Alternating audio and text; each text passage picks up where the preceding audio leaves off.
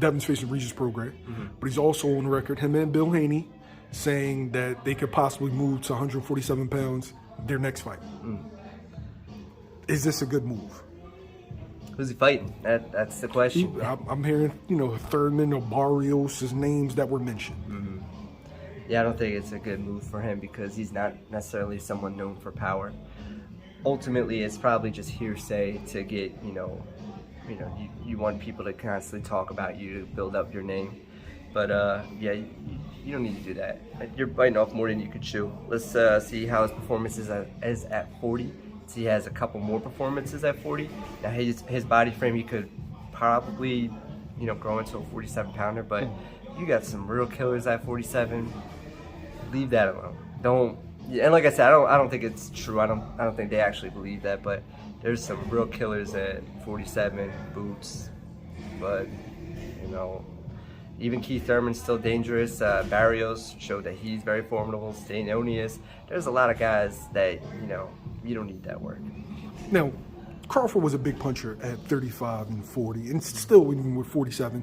But I see their builds kind of similar, right? They look that even at 35, they look like they could potentially put on the weight the right way and be successful at 47. I feel like he needs to take the Terrence Crawford approach and that gradual, just get stronger camp by camp and then grow into that weight class instead of the Adrian Broner just hop straight up. Yeah. Adrian Broner was a bit of an anomaly. That guy was just gifted. And he was able to still hold his own at 47. He was no slouch.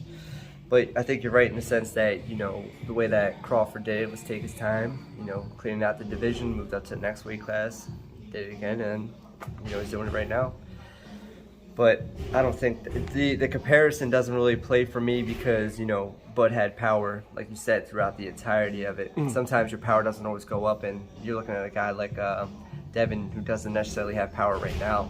We're seeing if he may develop power at 40 because he's going to have some more weight on him, and maybe that'll be the case. But I was just talking about the frames. They about 5'8", 5'9". The frame. Yeah, you're right about that. And the frame wise, he could potentially grow into it. His body's still developing. He's a young kid, so yeah, I could see him going up to 47, maybe even 54. In his late 20s, early 30s. But that doesn't necessarily mean success.